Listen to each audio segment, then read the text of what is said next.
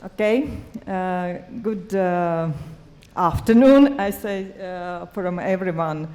And let's start. One was the last session today, but it's very important from all of us because it's a partnership. In previous session, you also have some questions regarding the partnership, and we continue. And I would like to introduce you to the experts of today's discussion, and after that, for my short introduction, I will ask everyone you to say some words about your professional achievements, and after that, let's continue our discussion. First of all is Vadim Skīsis, Head of Medicine and Clinical Research Department from Pharma. Vadim, say some words about you. Ladies and gentlemen, yes, I'm in pharmaceutical industry, actually in R&D and biomedical research for more than 16 years, working for international and local pharmaceutical companies. Okay, next one is Kristaps Jaunzems. It's a vice chairman of scientific board, Latvian Institute of Organic Synthesis. Yes, hello. So I'm actually actively involved in research, so I'm a group leader in structural biology and drug design. But as Linda mentioned, I'm also the vice chairman of the scientific board at the Latvian Institute of Organic Synthesis. Mm-hmm. Next is Brian Tui, Global Head of Government Affairs and Public Policy from Illumina. Hi, good afternoon, everyone. It's a pleasure to be here. A great honor to be part of this distinguished panel. As Linda noted, I lead government affairs and policy for Illumina globally, but before that, I've spent most of my career actually in the pharmaceutical industry as the international head of Pharma, the trade association Pharma, for a number of years. I was also CEO of the Semiconductor Industry Association for a number of years, but my first job, I worked at the Department of Commerce in the 1990s, where I was responsible for Central and Eastern Europe and had the opportunity to visit Latvia on many occasions. So it's a place that it's very fond, and it's a great honor to be here this afternoon. Thank you. Mm-hmm. Thank you. And Guido Cebers, Global Head of Drug Safety and Evaluation from Takeda. Well, thank you very much for inviting me. Very nice to be here. I'm in charge of non-clinical safety at Takeda, so I'm basically testing whatever people like Kristaps are making. So that's my job, and I've done that, well, now last 5 years at Takeda, before that at UCB in Belgium, and before that at AstraZeneca, both here and in Sweden.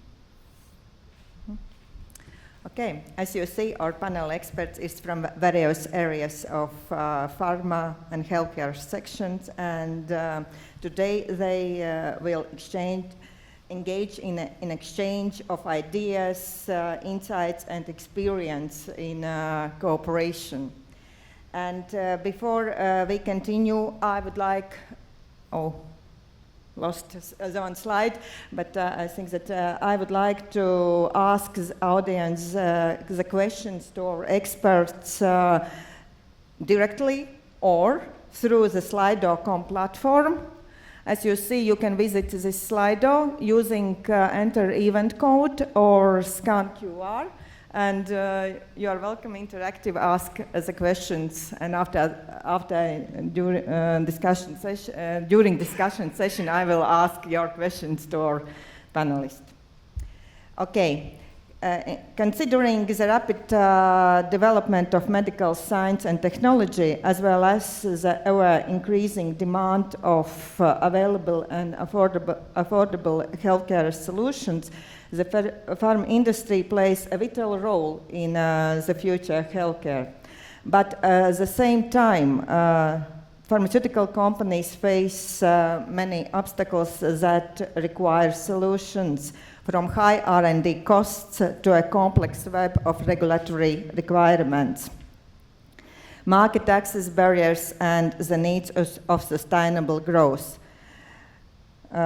But by the start our negotiation, and once again welcome to our discussion, and I would like to ask first our speaker, Vadim, say some keywords, keynotes regarding our topic, Synergizing Grow.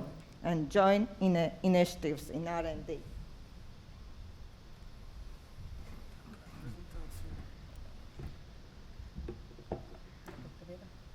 Okay.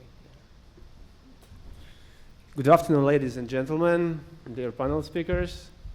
It's my honor to be here and present this important issue in pharmaceutical industry. So, pharmaceutical industry plays a pivotal role in global healthcare as demand for innovative and life-saving medicines is growing. Pharmaceutical companies face challenges in expanding their reach efficiently and market access. So today we would like to explore a concept of joint market access initiatives as collaborative approaches for pharmaceutical companies to synergize growth, to improve market penetration, and to address key barriers to entry in diverse markets. Yeah. More than 50 years ago, an American Senator, Edward Moore Kennedy, started his long journey to ensure high-quality, affordable healthcare to all Americans. At All-In Farm, we also believe that health is not a privilege but a human right. And to overcome this inequality and ensure healthcare globally, collaborative approaches and partnerships are vitally important for all stakeholders. There are four major challenges for pharmaceutical companies, and as I said, all involved stakeholders.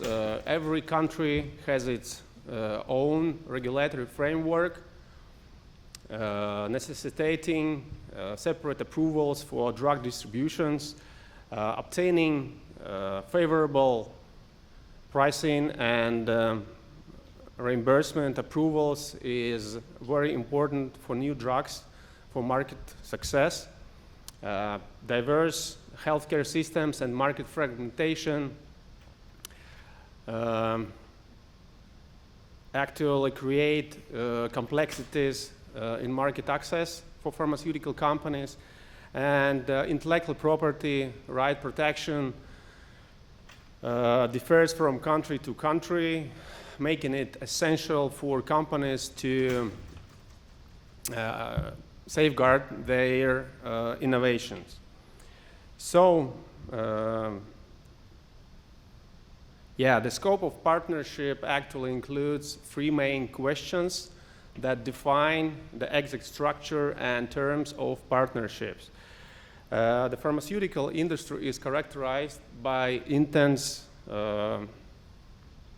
competition, stringent regulations, and lengthy approval processes. And to overcome these challenges, many pharmaceutical companies use a collaborative approach and create partnerships to be faster on the market and gain market success. One of the most recognizable partnership example within the last 5 years is a collaboration of Pfizer and BioNTech on creation of COVID-19 vaccine. As a successful example from Latvia can be mentioned is collaboration of the Latvian Institute of Organic Synthesis and American pharmaceutical company TopoTarget, which is already acquired by another company, resulting in FDA approval of anti-cancer drug belinostat in 2014. So about partnering trends. In life science, large pharmaceutical companies and biopharmaceutical companies as well usually partner with smaller biotech or pharmaceutical companies and academic institutions. And for large companies, these partnerships give an access to a new drug, thus improving their portfolio and creating new ways of revenue. But for smaller companies, it's an opportunity to get resources to carry their candidate molecule or technology to the later stages of its development.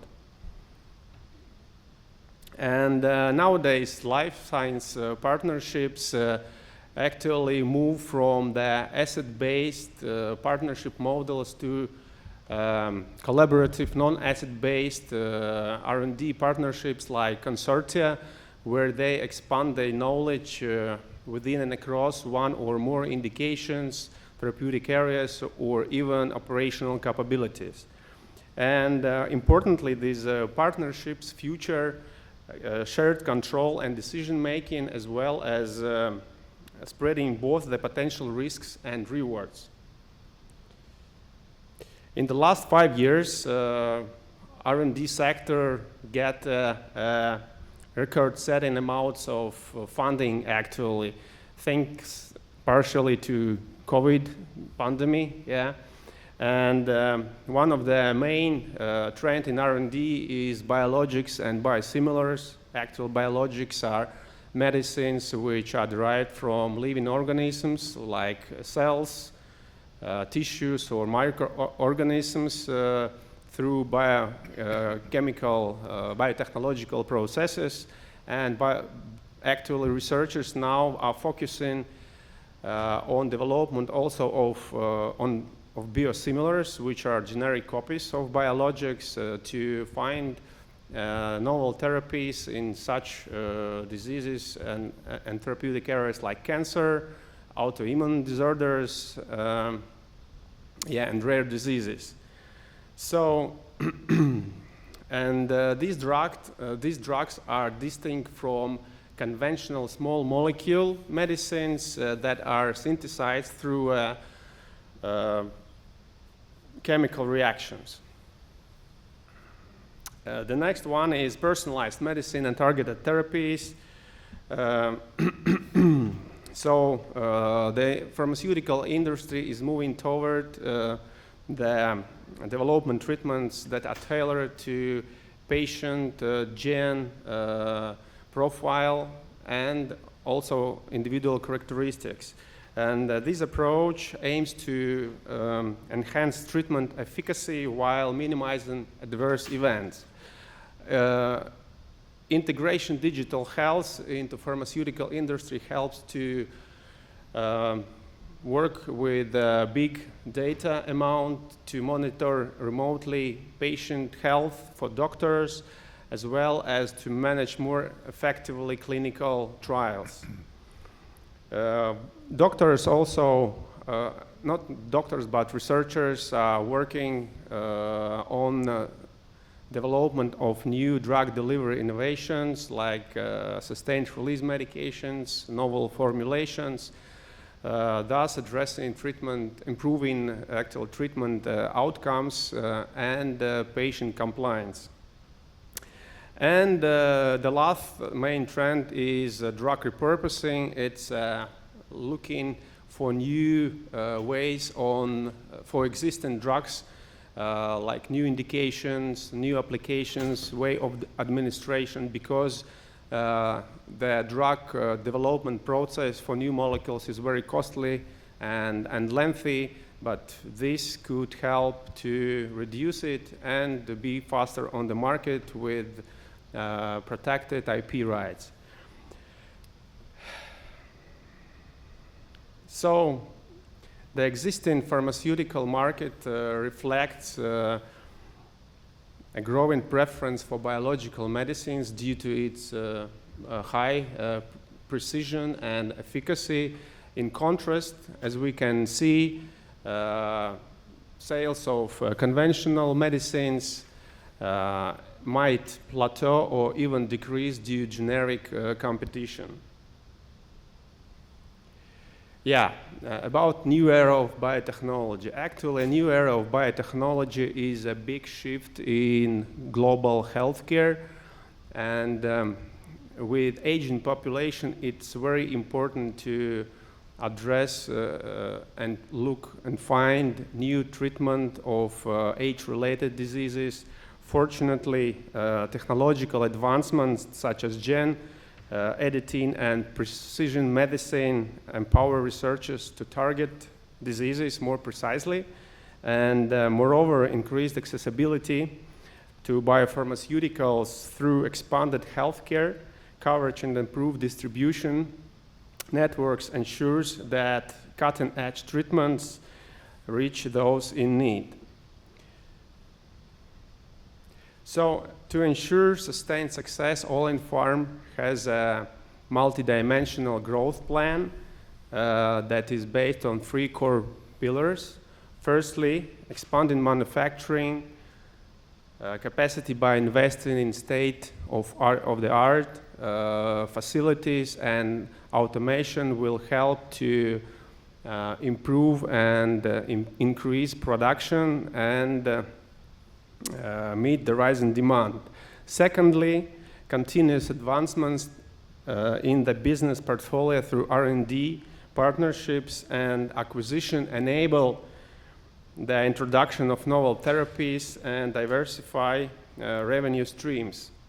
And lastly, expanding its geographical footprint through strategic market entry and distribution agreements will tap into emerging markets and broaden the customer base.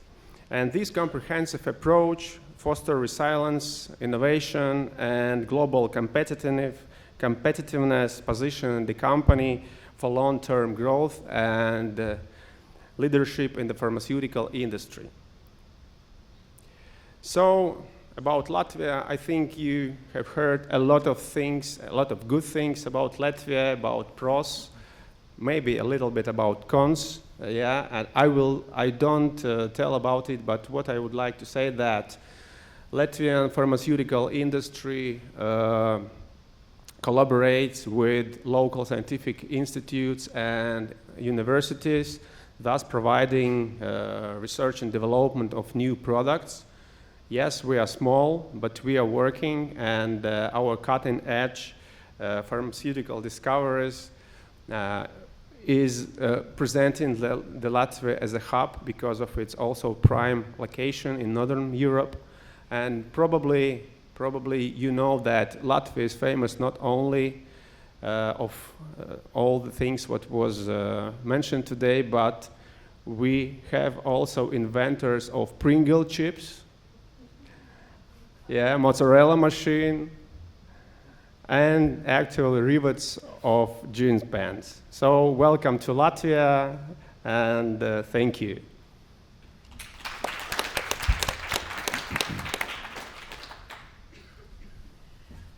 Okay, thank you, Vadim. As you say, that all new molecules starting with in researchers' laboratories. I'm looking to Christoph and would like to please share your experience, your Organ Synthesis Institute experience in cooperation with pharma companies. Yes, thank you, Linda, first for having me here, and having the opportunity to talk about how we as a public research institute work together with the pharma industry to bring molecules to the market.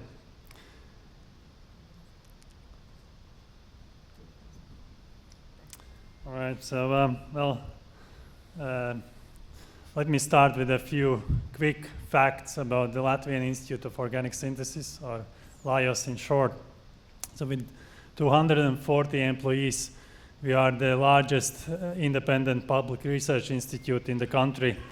And in 2020, we were also ranked as the #1 research organization in Latvia by an international panel of experts.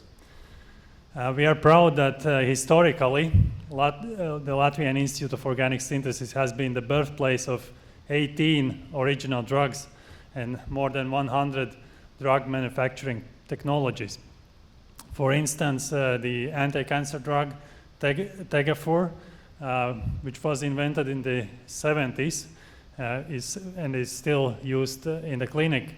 Then the anti-ischemic drug meldonium, which is actually currently manufactured by All in Farm, and then made some headlines also after being listed as a performance-enhancing drug. Now, the latest medicine discovered at LIOS that was also authorized in the US was the lymphoma cancer drug Belinostat, which received FDA approval in 2014. So yeah, that basically shows that we do have a very strong focus on collaboration with industry, which is also reflected by our funding structure that comprises 25% of income from the private entities. So our collaboration partners, or industrial collaboration partners, are mainly from Europe, but collaboration with the US is also strong, making up about 1/5 of the private funding. The foreign collaboration partners are mainly biotechs, medium and big pharma companies, which are interested in our services in the discovery and development of original drugs, as well as development of manufacturing technologies.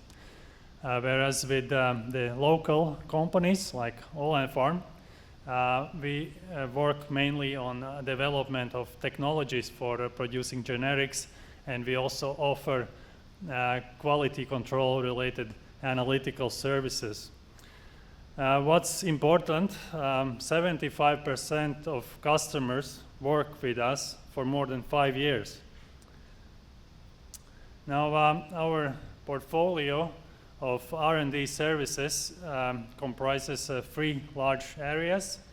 So discovery of drug candidates, then preclinical development and manufacturing technologies. In all these areas, we offer a range of different types of studies, such as design and synthesis of drug candidates, in vitro, ex vivo, in vivo efficiency studies, upscaling even up to kilogram scale synthesis and other types of studies.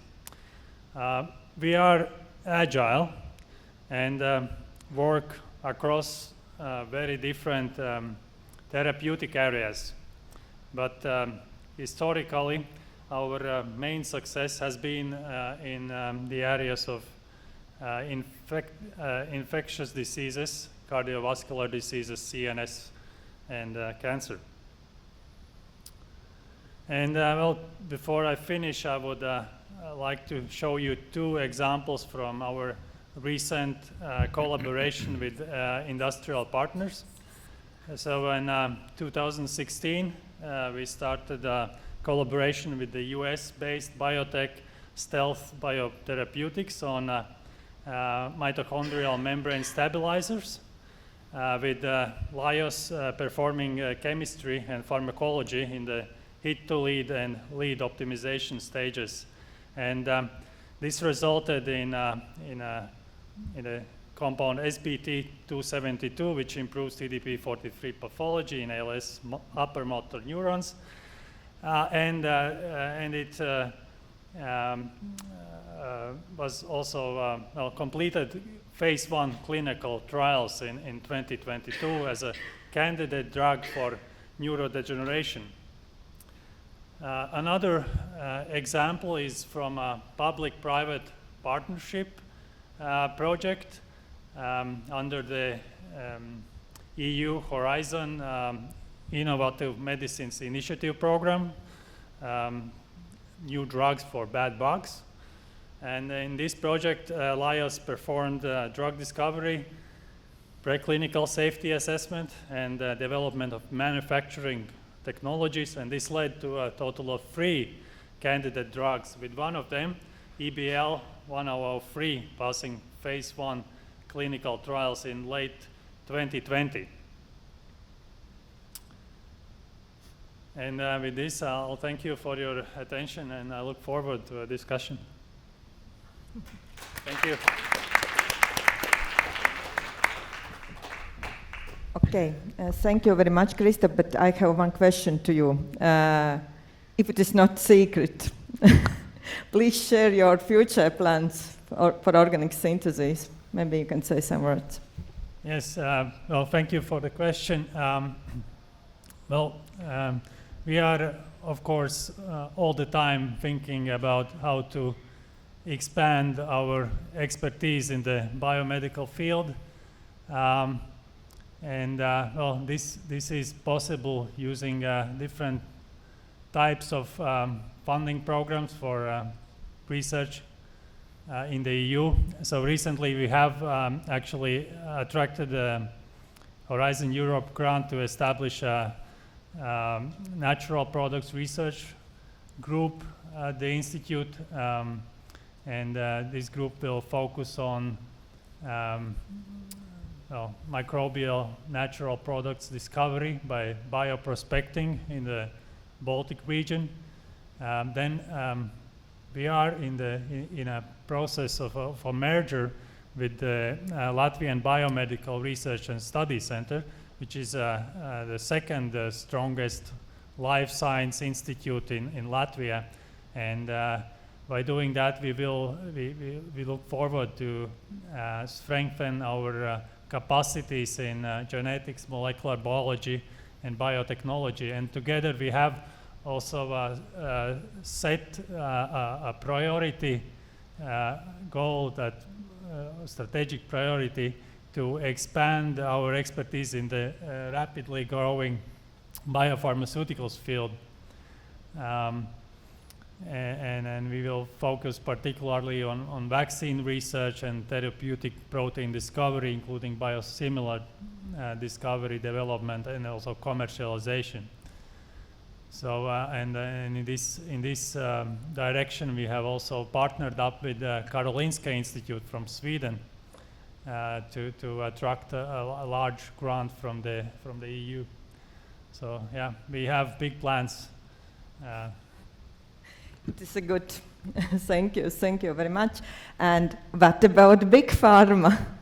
I would like to say, what is about your cooperation? I first of all, maybe Guido, regarding your experience to working in Takeda or maybe other companies, please share. So I've been in pharma around 20 years, and when I first started in AstraZeneca, that was the time when Big Pharma did everything in-house and hardly spoke to anyone, maybe some academic groups from time to time. It was very self-sufficient, but then what happened then was that all the easy targets, all the easy drugs were simply discovered, and you couldn't get anywhere by continuing doing that. So two things were necessary. First of all, stepping out of that in-house mentality and reaching out to not only to academic centers, but also to biotech environment that was beginning to form.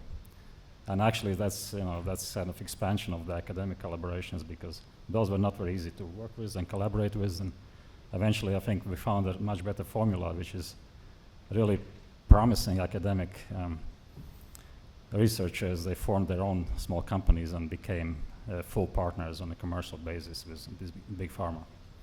That was one thing that happened, and that's still happening. And in fact, we have dozens and dozens of collaborators at different phases. So from very basic research to platform discovery, so certain type of drug, we're working on entire platform with them, and hopefully there will be a drug candidate coming out of that at the end. Or maybe we just buy something at the clinical research stage already, something that's already formed and selected. I mean, there are all kinds, and we are really not averse to any of those forms. You might say that Big Pharma is kind of desperate really for new drugs and finding new quality drug candidates, because it's not that easy, it's very tough. It's a cutthroat business and competition is enormous. And opportunities for new drugs actually are quite scarce and very expensive to generate. And another direction, which I will mention, which was already, Vadim already touched upon, is that we are sort of stepping away from small molecule world of drugs, which is small chemical entities, your typical tablets or typical solutions for injection, and into more sophisticated modalities of drugs. Biologics were mentioned, that's monoclonal antibodies, for instance, that's a biologic.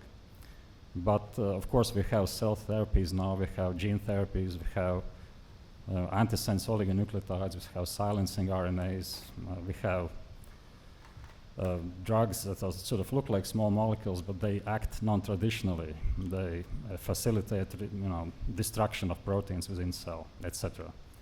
We have translational regulators, again, small molecules as if, but they're not really traditional in terms of what drug targets they attack. So all of that has expanded enormously, and obviously any one company cannot have all that competence within. That's simply impossible, because that's, you would need as many experts as a large university in order to really cover all those areas, with any kind of quality. So that's another driver for reaching out to specialist companies, people who do nothing else but, for instance, gene therapy, that really have made all the early mistakes, they've learned from them, and they're ready to pass on that final product onto you. And so that's really a common trend. And there are still companies who think they can actually develop all of these things from scratch in-house, and they'll be successful within a year or two. That doesn't happen, obviously. So I think we're forced into this collaboration, but I think this is also good because there really is a lot of talent out there, and new ideas are generated mostly outside of big pharma, which was actually true before as well, but I mean that was really just in terms of literature findings, and we would pick up some ideas from going to conferences and reading papers, and then kind of create technology around that and work out the drug screening process and all those things that big pharma is actually very good at. But now I think you need to really step out of that and kind of collaborate with everyone who is willing. So what else? So in terms of well, my own company collaborates mostly with companies in United States and Japan, probably because of its origins. But I don't think that's really restricted geographically. I think there is plenty of examples of European collaborations, and including Latvia as well. Thank you. Okay. Yeah, for me, of course, I would like to ask the questions regarding what the new dose forms, finished dosage forms you developed, but you are mostly to say, because it's a very iffy thing that new drugs, we usually mean tablets or maybe patches or something on, but it is no, not anymore. Right now is a little bit different trends. And yeah, we still have small molecules, and we have about maybe 25-30% of our drug portfolio is small molecule, but everything else is, something that seemed from a very academic kind of thinking just 10 years ago, but now becomes reality. And in terms of even biologics, we're no longer talking about simple, monoclonal antibodies. We are talking about really complex molecules that are bispecific. They can grab two different targets at one time. Some of them are carrying some toxins, so antibody-drug conjugates that can actually enter a cancer cell and release that cargo and poison that cell from within. There are all kinds of versions, and there are biological constructs that don't actually look like anything else. I mean, it's just simply a large peptide that in certain conditions will unfold and then attract immune system of a patient, attract its attention to the cancer cell that's been avoiding it so far. So all of that is possible. Not all of it is successful, but I mean, we're getting there. Yeah.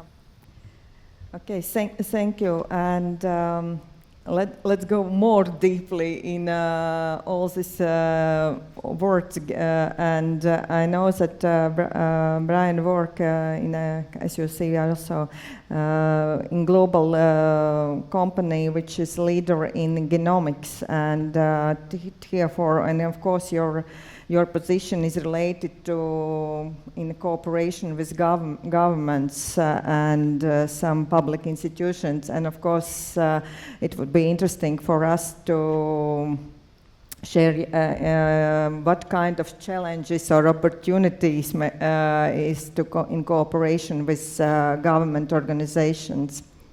Sure, well, thank you. And maybe just briefly a word or two about Illumina.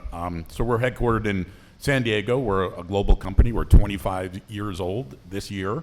started even before the Human Genome Project, and have driven technology in genomic sequencing over many years, and very importantly also driven down the cost of genomic sequencing at a pace that far outstretches Moore's Law.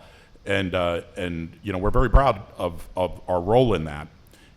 We started out primarily providing technology to researchers, and we've moved over the last several years into clinical applications, and in a range of applications, most notably in oncology, but a range of applications from non-invasive prenatal testing to a range of other genetic disease and rare disease identification and treatment. One of the things that I wanted to emphasize today is that it's an incredibly exciting time in genomics and an incredibly exciting time in medicine, more broadly, in healthcare. And the technology and what it offers just in the last few years has really accelerated to a degree that is really can just get you very excited about the possibilities.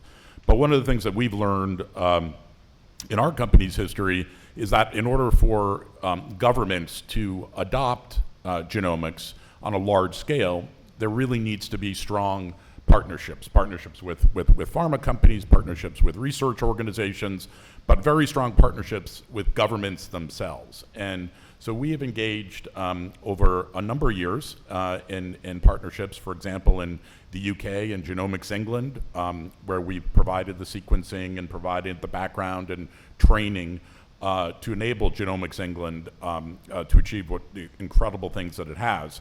But we have dozens of other partnerships around the world, from Singapore to Japan, Korea, Brazil, and many European countries. And one of the messages that I want to bring is that it really does take sort of a village, if you will, to ensure the adoption of genomics into healthcare, which will happen.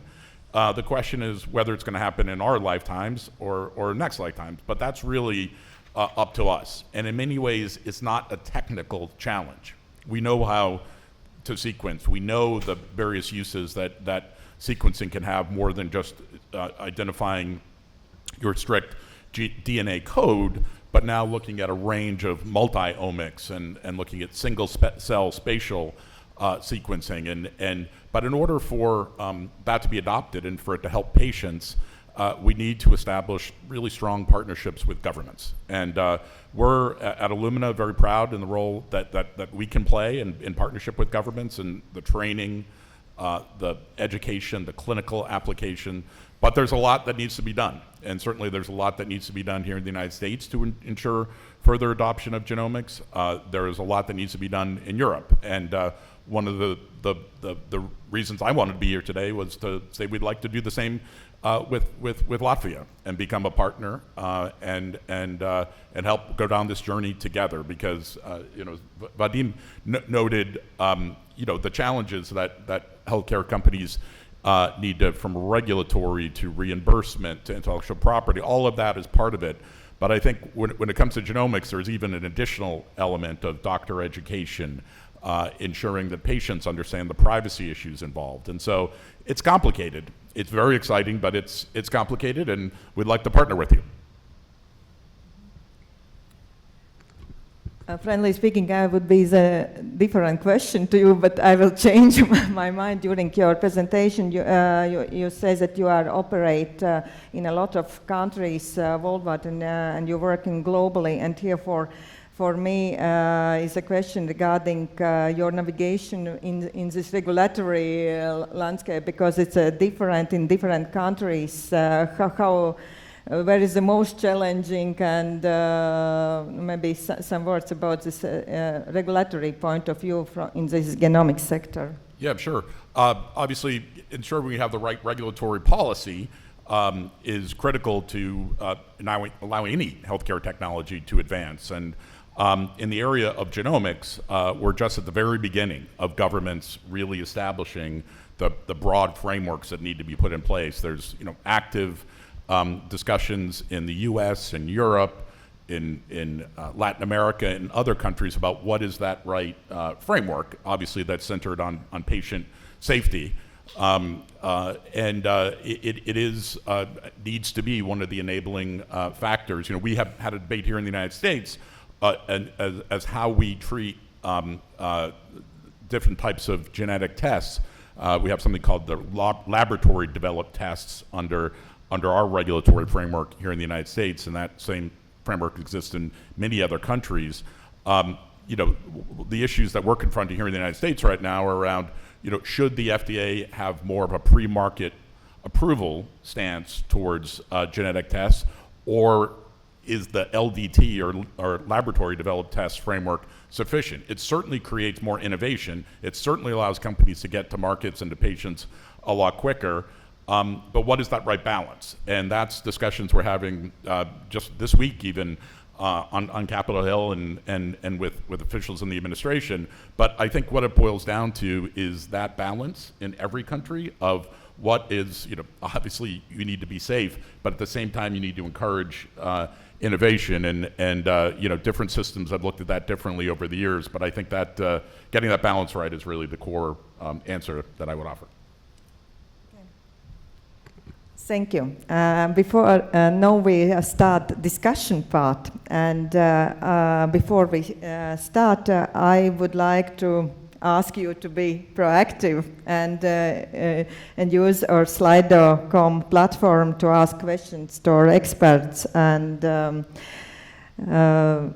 I would like the first question is from to Vadim, and collaboration, of course, is perfect, and we all to go on win-win cooperation. But as you know, there is a cooperation. There is also possible risks, and potential risks need to be mitigated before, because later is too late.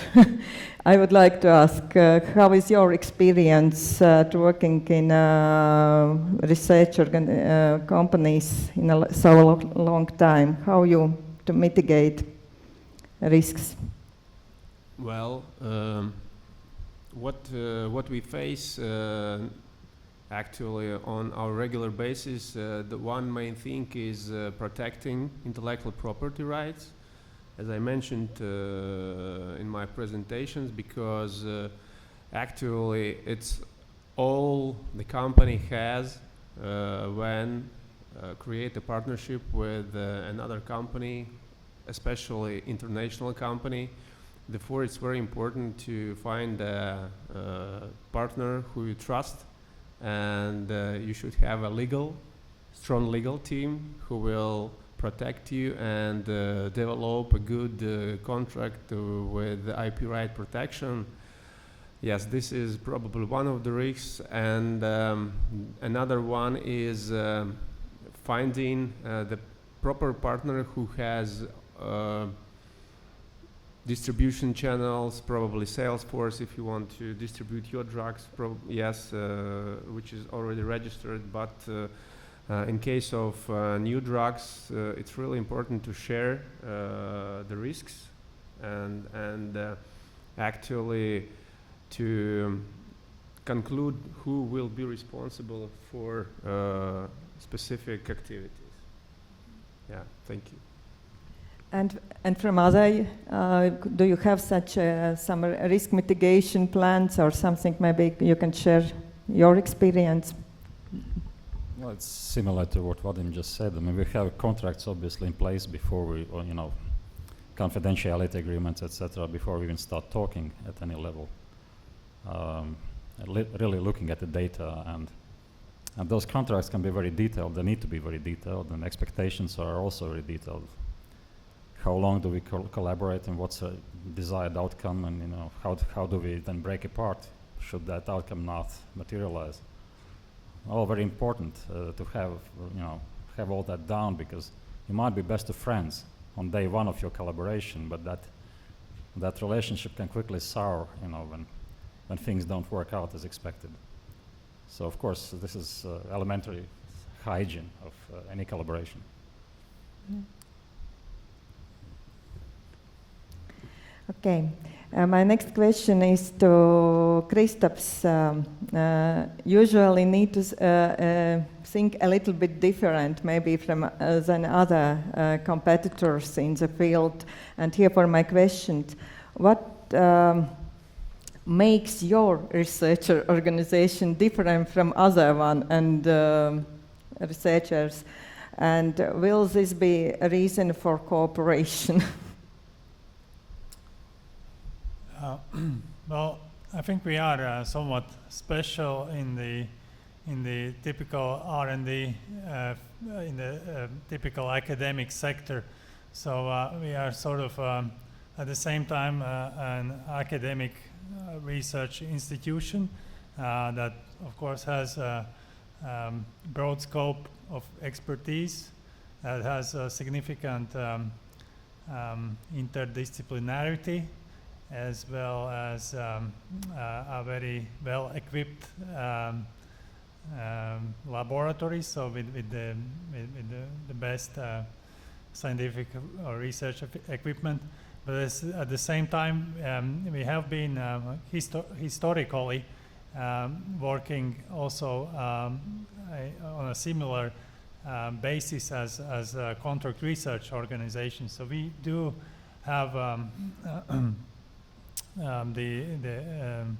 the understanding of how contract research works. We have, I think, motivated people, a good understanding of confidentiality that was just mentioned. So, and this is mainly because of the history. So basically, soon after regaining independence, the research sector was poorly funded, and research organizations were looking around for possibilities to engage in partnerships with the industry. And I think that made us adapt to the rules of contract research. And now that we have more funding for research in Latvia, we are, well, still keeping that leg in the contract research field.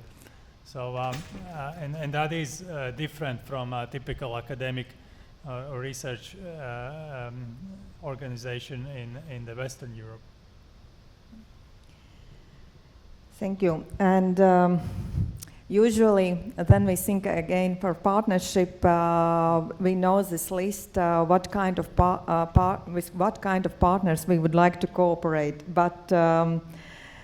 My question is a little bit opposite, and what criteria do you think partners use when choosing the cooperation with your company?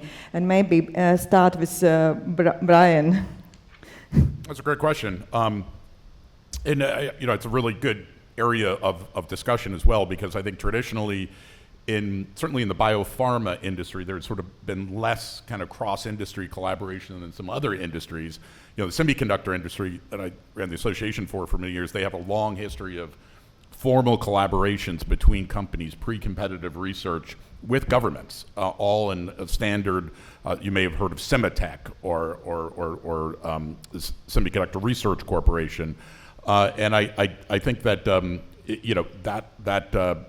that structure provides a lot of wisdom in terms of how we move forward. But to answer your question, that's a great question. I would think you would want a reliable partner that's trustworthy, that has leading technology, that has a global reach, and that's I think would be some of the major criteria I would think that people think of when they think of Illumina. Do you have something to add? Yeah, please. Well, I think from when we talk with biotech partners, I mean, we are looking at their innovative height of the product, but of course they are looking at us as well as a potential co-development partner. They look at our track record. So what did we do with our previous partnerships? Of course, we have many more than they have. They look what how we've treated our partners in the past, and are we able to really carry through their development all the way to the clinic, all the way to registration? Do we have track record of that? And If all those things are in place, then of course one thing they also like is to have a very generous partner, someone who isn't really counting every penny necessarily in the beginning at least, and has some really generous terms, attractive terms for the partner. And continues this partnership topic, maybe Vido, you also to share what is some successful stories of partnership which significantly impact of development of your company. Sorry, for me? No. Sorry. But you also welcome answer. Yeah, no, I just want to be sure. No, I mean, there are multiple stories of basically borrowing bits of technology or entire products from biotech and really introducing them into clinical research. And driving them hopefully all the way to the marketplace, but that doesn't necessarily happen. That's actually something that happens very seldom, I have to say. That's a very rare event that you actually have something new, a new drug registered, completely new drug, not a new formulation or dosage form, but something that's entirely new, molecular entity. But we do have examples of that, and I mean that's very satisfactory, I think, for both for partners and ourselves. For ourselves, I mean, it's slightly different because for partners, that is the end of the road often. This is where the contract ends. They've delivered their part. They can go all the way to the bank and collect the winnings. For us, this is often that's where the heavy lifting starts. But there are many examples like that. Yeah, thank you. Now I will switch to questions from audience, but before that, what is the challenges do you face in your daily work with partners? Because every day to start with new tasks, with new KPIs which need to solve all of them. Maybe Vadim, you can start. With partners. You mean with Yeah, partners? yeah, with partners' main challenges. You can go to. Actually, I think we already addressed the main part of these challenges. One thing I think what was not fully addressed here is what we faced actually in our previous experiences. Partners who promises you a lot, yeah, and when you start collaboration and communication with regulatory authorities, then you find that the partners did not provide you with essential knowledge of local legislation, and you cannot go further with your product, with your collaboration. Actually, I think that is why it's very important also to check it at the very beginning of potential cooperation. Yeah. Okay, as usually, IT technologies not work very well. I can't say, but I will try, but to some connection to restart. But in any case, I have next question regarding in what ways, how can partnership in the pharmaceutical industry contribute to improving healthcare outcomes and access to innovative treatment for patients worldwide? Maybe Christoph or Brian or. Well, so I can only speak about what we as a. Of course, for your experience. As a public research institute, say to the government when we ask for funding, and that is usually that we will be doing research that improves the access to medicines for patients. And that is important.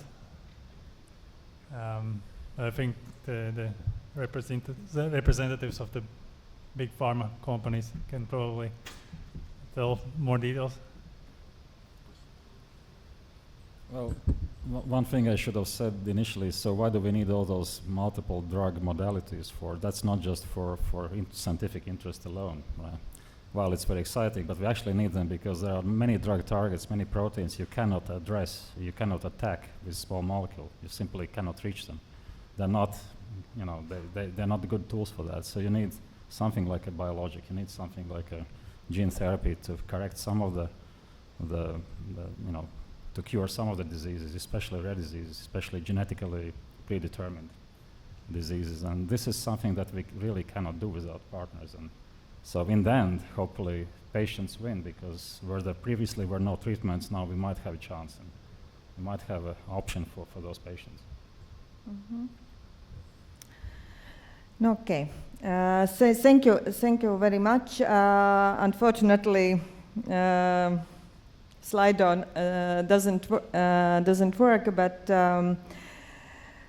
finally maybe some can ask directly and use old method to hand up and ask a question, please.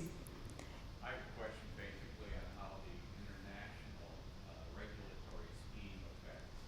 Obviously, we have universal health care some places, U.S.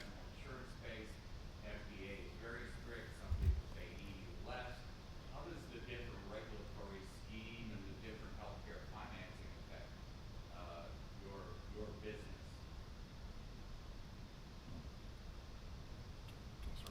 Which start? I can take a stab at that. So, well, for one thing, FDA and Europe are roughly similar in terms of what they ask from drug companies to provide in terms of evidence for efficacy and for safety.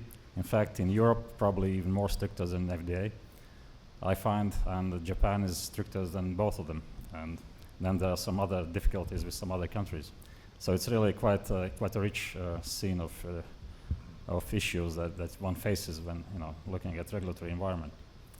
Yeah. No, I would just that's absolutely right. I mean, there are continuing efforts of harmonization through the ICH, the International Council on Harmonization, that the major countries, even China now, part of the executive committee of standardizing information, standardizing forms. So I think there's been a lot of progress made on harmonization. I think much more difficult part of the question is around the different health systems and the effects on that, and the effects on research funding and pharmaceutical companies especially. And I'm not in the pharma industry anymore, but I think it's been well publicly established through comments from a lot of the pharma CEOs what the impact of the Inflation Reduction Act is having on companies' research and development budgets, and that's an example of one dynamic where you have companies having much different potential forecasts than they did in the future. That also happens in other countries as well. In Europe, the Pharma legislation that's currently being considered would essentially cut 2 years off the exclusivity period for medicines, and so that's a whole different modeling that needs to be done in the pharma industry. So I think the regulatory side is maybe in some ways the easy part. I'm not saying it's easy, but it's looking at the different incentives that exist in different health systems that is, I think, especially difficult for pharmaceutical companies.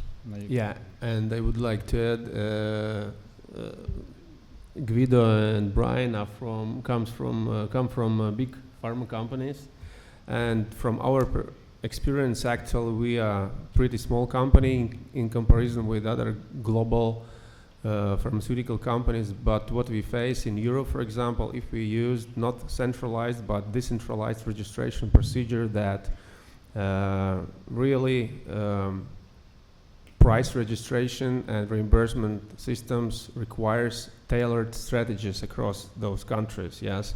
And it really takes time when you register the price, especially for generic products. Yeah, no, those are two different questions, right? Regulatory environment and payers and reimbursement. Now, reimbursement part, I mean, we are getting more and more pressure there, perhaps rightfully so, one might say. Of course, there are two sides of that coin, because if pharma companies stop being profitable, innovation in medicine will also stop, because that's all driven by profit. Yeah, please, welcome.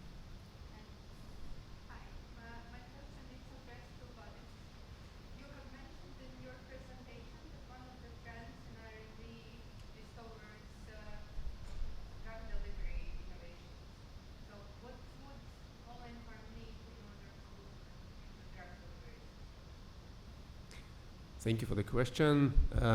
Actually, we are actively working on development of so-called branded generic products, products with high added value, which differ from originator or existing generic products. So we are going to circumvent the patent and to develop a product with which we can enter much faster into the market than other generic companies which use a standard development approach. It's one thing.